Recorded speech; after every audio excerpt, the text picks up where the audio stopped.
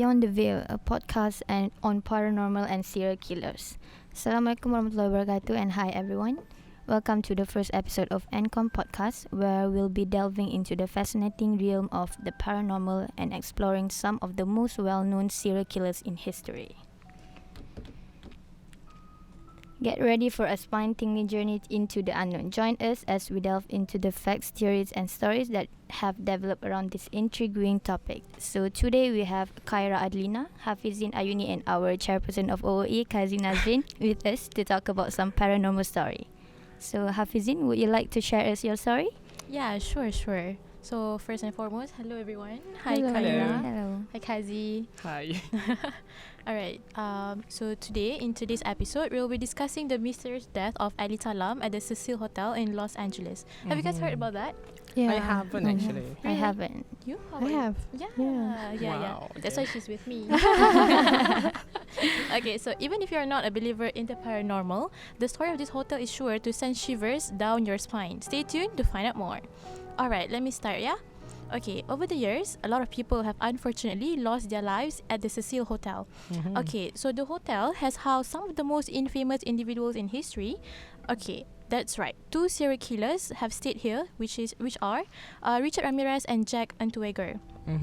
So like one hotel with 2 serial killer. Yeah, Yeah, they okay. stayed in the hotel. Yeah, Mhm. Richard Ramirez Oh. is like one of the most famous serial killers in Oh, history. Oh, really? Wow. Yeah. All right. Okay, I heard that.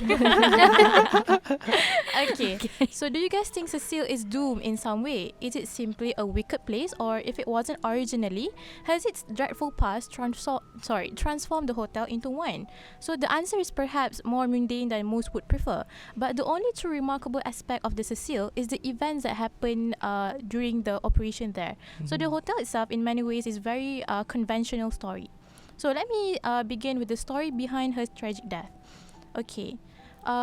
They were not able to leave behind the horror. The Cecil Hotel itself has a dark history and has been associated with various crimes and tragic events. Over the years, it gained a reputation for being a location linked to suicides, death, murders, and also criminal activities. Oh, scary. Is it like a Yeah. hotel but with a scary... The hotel itself is already like, suicidal place. Yeah. Is it because of the feature or how? I maybe because of the background, the surrounding environment and everything, right? Alright. Mm. So, the hotel's history and Lam's mysterious death added to its eerie reputation, because this is not the first death story in Cecil, but this is the most tragic ones lah. It's okay, we're all Malaysian though. Alright, okay, let me introduce Ali Salam to all of you. Ali Salam was a Canadian student who tragically died at the Cecil Hotel in Los Angeles in 2013. It's quite recent for me. So Ali Salam was not murdered, but her death is one of the most haunting in the building's history. In February 2013, an employee discovered her body floating naked in the water tank on the hotel's rooftop. Yeah. Oh. Spooky. Okay. I think I've heard of this Really? story actually. Yeah. Alright, that's interesting. Okay. Ali Salam was staying at the Cecil Hotel on her own, alone. She travels to the Los Angeles and stay in the hotel. And then she exhibited an unusual behavior. When Lam's behavior became a cause for concern, and she failed to check out of the hotel on the desired date. So her family reported that she went missing. However, actually Lam had not reserved a room at the Cecil. She decided to remain at the one more hotel. It's like one hotel but separated with 2 hotels in it. Can you imagine that? How?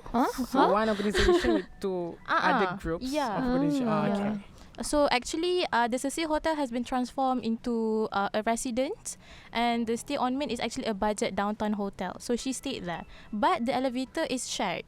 I see. Alright. So this is one of the many reasons why the elevator video of Lam on her last day of life terrified so many people online. So the video of her acting unusual has spread online on that time. So she was captured on hotel surveillance footage, which is CCTV, acting erratically in one of the hotel's elevators. Okay. She was making strange gestures, hiding in the corner, and appearing to talk to someone who wasn't there. Oh. Okay. Yeah. So she was strange before died.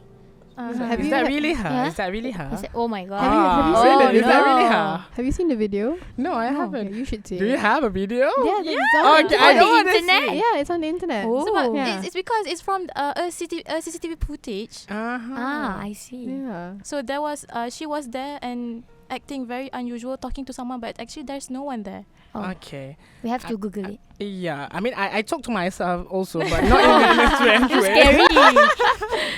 All right. In the video, she pushes many buttons on the elevator, but the elevator doesn't move, Sudah. and the door remains open. At one point, she even steps out from the elevator and begins gesticulating as if speaking with someone, but actually there's no one there. But from the video, I've watched the video, and actually, was there somebody outside of the camera? Was she experiencing a mental health issue, or the footage actually edited or whatnot? We are not quite sure about that. Oh, yeah. But after a few research and readings and whatnot, several notable occurrences before she disappeared, the hotel had actually moved Lam from a shared room to a private room because she had been disturbing her fellow guests. Ah. Okay. Very disturbing person, isn't it? Ah. So But they didn't kick her out. no, the hotel just moved her to another room. Oh, I see. Understand. So she had been escorted out of television taping earlier that week because of her disruptive behavior, not only towards herself but towards the guests The in the guests hotel also. as well. I see. And the hotel manager at the time, Amy Price, describes an outburst that Lam had in the hotel lobby as well. When it was discovered that all of Lam's belongings, including her ID, her luggage, and medication, were left behind a hotel room, search parties of police and dogs combed the streets downtown and the halls of the hotel. But actually, they discovered nothing. Ay, Oh. She was not there, but her belongings is there. Oh. After the CCTV. she's not there, but the belongings there. Okay. So where did she go? Okay. Where did she go? Let me. Mystery. Okay. Okay. Has it? Kazi is getting chills. Kazi is scared. I don't want to. Kazi is scared. I don't want to look. Okay. Continuation from that, on February 19, 2013, 20 days after Lam was last seen, a hotel staff was sent up to the roof to the hotel to check on the water tanks after several guests complained that the water in the hotel is very low and actually a murky water coming out from the taps. Ew. Ew. Gross. How can you even bath with that kind of water? Okay, I don't want to. Kazi, can you? I don't want to think about it, but yeah, ew. Okay, it was then that Lam's body was discovered in the water tanks, floating naked in one of the 4 large tanks that provided the hotel's water supply. With no like suicidal Yeah, but how did she end up there? You up know, there, in there, up In and there, in there. yeah. And in there. Yeah. I mean, like, it's yeah. crazy. Okay. But some very strange elements cast the event in a less understandable light. For one thing, for your information, to get to the roof, Lam would have needed a staff key because she is a resident. She's a guest in the hotel. But how can she have access to the rooftop? Oh. That is remain questionable until now. So her cell phone was also mysteriously went missing as well, both from her body and from her room. Because when they searched her belongings, there was no cell phone. It's only her ID, medication, and also luggage. And it was theorized that she accessed the water tanks on the rooftop, possibly as a result of her unusual behavior and mental state. Okay, at the end, the case was closed in June of 2013 and Lam's cause of death was listed as accidental due to drowning. Accidental. Accidental. How would you Accidental. I mean, accidentally like, fall they can't in even a find tank? like a murder or suicidal. It's just Yeah. accidental. Yeah. Meaning that not even a suicide attempt. No, they only concluded that way, because her medication indicates that she has a bipolar disorder, listed as a significant factor of her death. According to the police, her autopsy revealed that she had not been taking the full dosage of her medication around the time of her death. But the unusual behavior that she portrayed is actually one of the mystery of how she got up into the lock roof and into the tank. That is the theories that circulating behind her death. It's not suicide. It's not murder. It's accidental. It's accidental drowning because she has bipolar disorder. She fell. How Accidental. could you fall inside a water tank? That doesn't make sense, you know? Yeah. Okay, the fact that this is a paranormal, and I'm quite. I'm not that scared, but I'm quite scared. Wow. but Liar. but Kyra, on the other hand, look very interested. Kyra, you planning on something? Probably after this, I'll let Kazi watch the video. Oh yeah. Of Elisa Lam. I'm gonna block you in all social media platform. And one of the most One of the most relatable quotes before her death is that she wrote. I'm not sure where, but she wrote somewhere is that, and the rest is to be written. Oh. Ooh. She's poetic. She planned that. She might be, how do you say it? Schizophrenia. Schizophrenia. Wow. I don't even know the word. What is it? Schizophrenia. What does it mean? It's like Hallucination. when you hallucinate. Hallucination. Yeah. I'm just being delusional, that's all. You are. Aren't we all Delulu? Yeah, I think we all. Yeah, I guess that's all for me. Elisa Lam's tragic death, Celeste Hotel. Mm-hmm. Yeah. Yes. Yeah. Passing on to Qyra. So we don't have much time today, but Aww. yeah, unfortunately. But for our next episode, I, Norkara Adlina, will be talking about Pedro Lopez, who is said to be one of the world's most notorious serial killers of all time. Serial This one is killers. gonna get Kazi really scared. I'm not coming to the you. country. Bye, guys.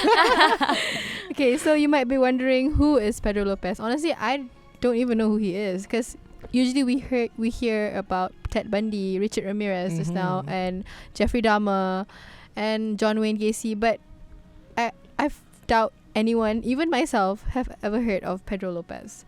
So I'm not going to tell you much, but I'm just going to quote from the man himself. He said, "I lost my innocence at the age of 8, so I decided to do so to as many girls as I could." Serial Yeah. killer. Serial but killer. wait. Okay, I don't want to say.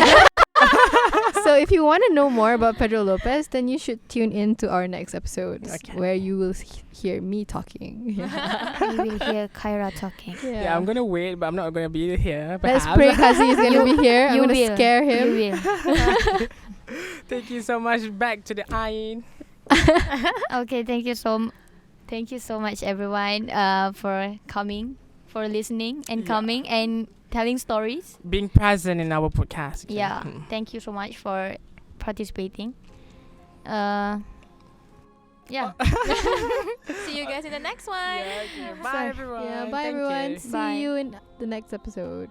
With Qyra. With Kyra With and Kyra. Fijin. How fit can we be?